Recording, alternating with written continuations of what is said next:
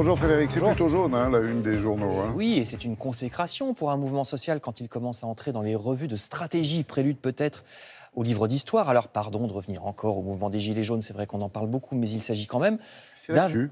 d'un véritable séisme, proclame l'hebdomadaire Stratégie, justement, objet social non identifié, qui bat des records de longévité déjà, bien davantage par exemple que les manifs contre la loi de Vaquet en 86, les grèves de 95 ou même mai 68, mais oui, avec en plus des lieux inédits. C'est la première fois qu'on a les ronds-points ou les péages qui n'étaient jamais auparavant des lieux de fixation des conflits sociaux.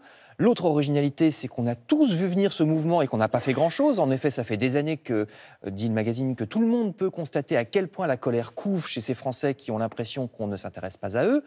Et donc, séisme, c'est logique, séisme violent, aussi bien la violence des casseurs que la violence à l'inverse contre certains manifestants, ces nombreuses personnes gravement mutilées dans les heurts contre les forces de l'ordre. Ça aussi, c'est quand même assez énorme. C'est un mouvement qui a l'originalité aussi d'utiliser le virtuel avec les réseaux sociaux, mais qui a des impacts sur le concret, c'est-à-dire les affaires des commerçants très mauvaises, samedi après samedi. Le journal La Croix, de son côté, interviewe ce matin un prof d'université qui explique que ce que nous payons en ce moment, c'est la crise de la parole.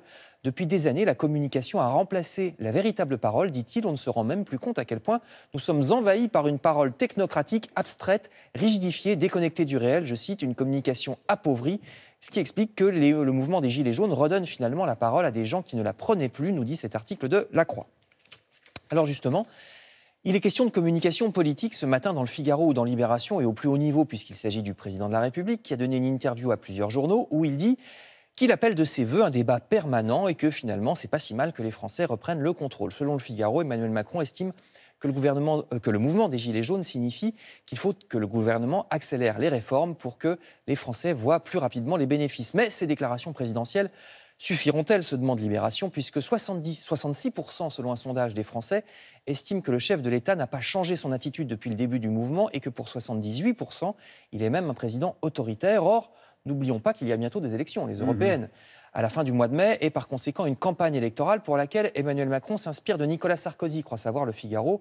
Nicolas Sarkozy, président en 2009, qui s'était impliqué dans la campagne européenne et qui avait réussi à mettre l'UMP en tête, précédent que la majorité actuelle aimerait rééditer, écrit le journal. Seulement les ennuis s'accumulent, pas vraiment à cause des enregistrements de Mediapart, selon lesquels Alexandre Benalla, vous le savez, aurait menti à plusieurs reprises devant les sénateurs. Cette info, vous la retrouverez aussi dans le Figaro ou dans Libération, mais après tout, ça concerne surtout Alexandre Benalla. En revanche, ce sont bien nos gouvernants, eux, dans leur ensemble, présents et passés, qui sont de plus en plus mis en cause par la presse dans le scandale des autoroutes. De plus en plus de journaux, comme ici Libé ou Le Parisien, décortiquent les conditions extrêmement surprenantes dans lesquelles les autoroutes ont été privatisées en 2006 avec des contrats léonins qui font que l'État se retrouve pieds et poings liés face aux sociétés d'autoroutes. Et attention, prévient une tribune dans le journal Le Monde ou bien un article de Libération, en ce moment même, le gouvernement est en train de privatiser Aéroports de Paris, alors que cette société est très rentable et donc bénéficie aux contribuables que nous sommes, exactement comme l'étaient les autoroutes au moment de leur privatisation. Merci beaucoup Frédéric.